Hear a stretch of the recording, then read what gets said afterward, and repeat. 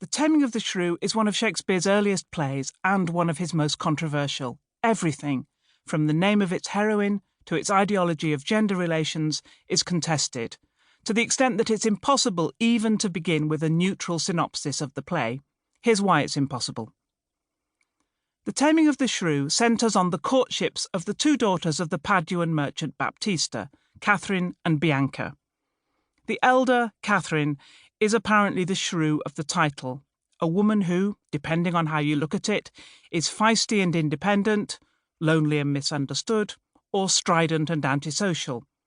Her father, who, depending on how you look at it, is either a worried widower or a patriarchal tyrant, has decreed that Bianca, who, depending on how you look at it, is either beautiful, gentle and agreeable, or exactly the kind of annoyingly insipid, simpering arm candy who you, like her sister, would want to slap, cannot marry until her older sister gets hitched.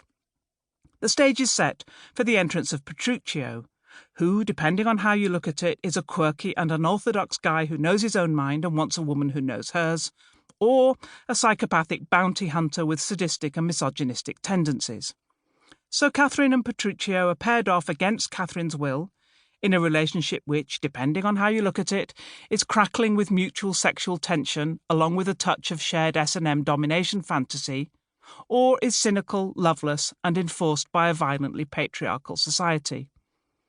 He treats her in a way which, depending on how you look at it, uses distinctly unfunny torture techniques including sleep deprivation, brainwashing, and starvation to bend her to his will, or is a zany courtship showing their mutual determination not to yield as an underlying equality beneath their revolutionary union. So, at the end of the play, Catherine is, depending on how you look at it, broken-spirited, parroting patriarchal ideology and utterly submissive, offering to put her hand under her husband's foot, or, ironically and unabashedly vocal, preaching the interdependence of husband and wife to earn herself half of a fat wager placed by her husband. What's more, this whole story is placed as a play within a play, so that a prefatory induction scene sets up this Petruchio and Catherine plot as a play performed for a drunken tinker, Christopher Sly. Sly is being tricked into believing he is a lord, and that a page dressed up as a woman is his wife, by some Bullingdon Club types who are having their bit of cruel fun.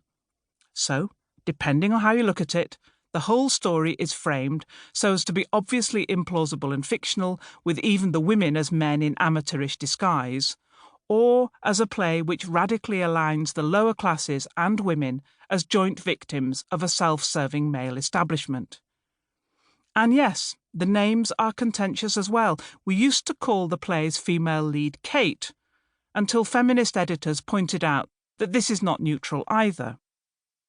When Petruchio meets for the first time the woman he is determined to marry, he greets her, "Good morrow, Kate, for that's your name, I hear." Her reply is clear. "Well have you heard, but something hard of hearing. They call me Catherine that do talk of me." Calling her Kate against her will is one of Petruchio's, depending how you look at it, lovable gestures of proprietorial intimacy, or a misogynistic microaggression. So, depending how you look at it, the title, The Taming of the Shrew, is a plot synopsis, a how-to guide, a raised eyebrow, or a satirical joke. Responses to this contradictory play have themselves always been contradictory. Writing at the end of the 19th century, the playwright George Bernard Shaw urged men and women to boycott it.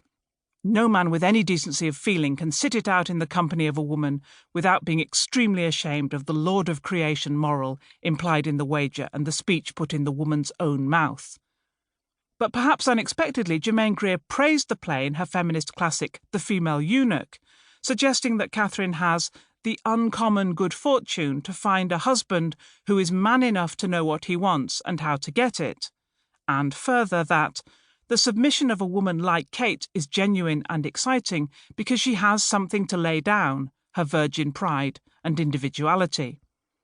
Perhaps Greer had been watching Franco Zeffirelli's film version of 1967, which shares this interpretation. Zeffirelli drew on the well-publicised and tempestuous off-screen relationship of lovers Elizabeth Taylor and Richard Burton as Catherine and Petruchio to imply that this was a passionate relationship in which pots and pans, but also underwear, would fly.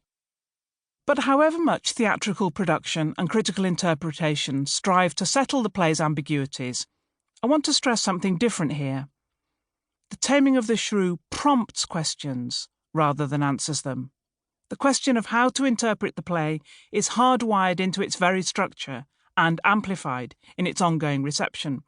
Shakespeare's talent for interrogation and scepticism is on display here in this early play, and its history has exemplified one of our most persistent and inevitable recourses when reading Shakespeare. We make his work mean what we want it to mean. Whether Catherine is indeed tamed by the end of the play thus becomes a sharper interpretive parable: how to read Shakespeare.